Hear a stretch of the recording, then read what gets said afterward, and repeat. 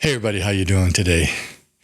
Well, it wasn't Wednesday today, it was Thursday, but I'm recording this.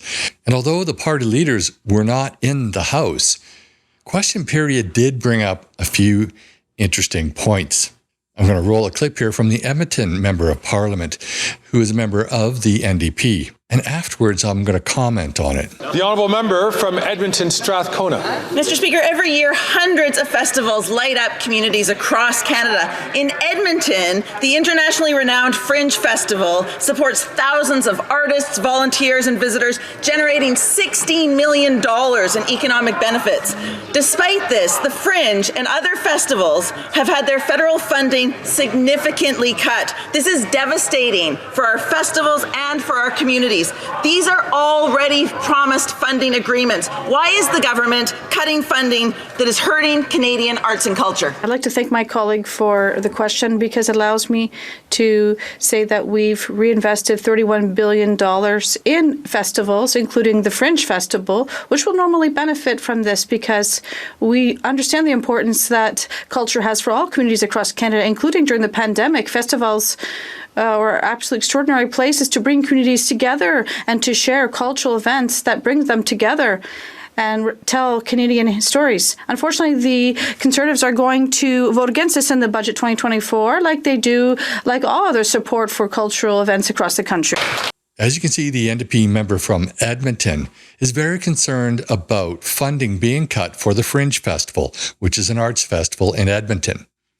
I used to live in northern Alberta, and I have been to the Fringe Festival, but this was a few decades ago, and I am an artist. However, I don't expect anyone to pay me to do my art, and I don't expect the government to pay for a festival for me to display my art. What's concerning to me is not only does this NDP member of Parliament think that the Fringe Festival should be funded by the federal government, but a member of the Liberal Party responded to her question, announcing how many billions they've spent on arts and culture. Arts and culture are good, don't get me wrong, but they should be organic as far as I'm concerned.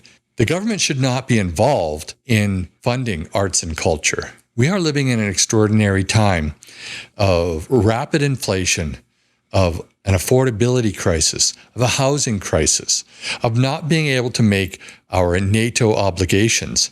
And yet our government is throwing away billions on these arts and culture events. I just don't understand it.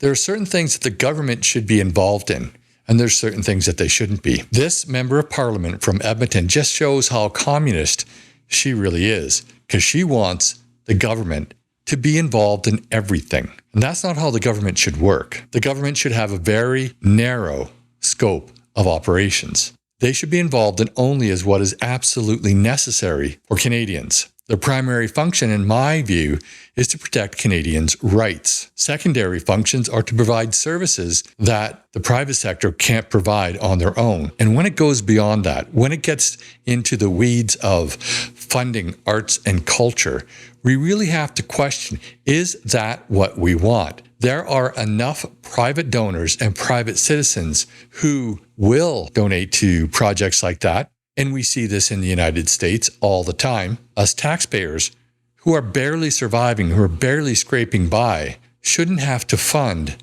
these events. But that's just my opinion. I'd love to hear what you have to say in the comments below. And while you're down there, please remember to like this video, share with your friends and on social media, and subscribe to my channel if you haven't already. Oh, and before you go, if you feel that we need an early election, there is a link to a petition in the description and in the pinned comment that encourages Mary Simon, the Governor General, to dissolve Parliament and call an early election. Thanks for watching, and I'll see you in the next video.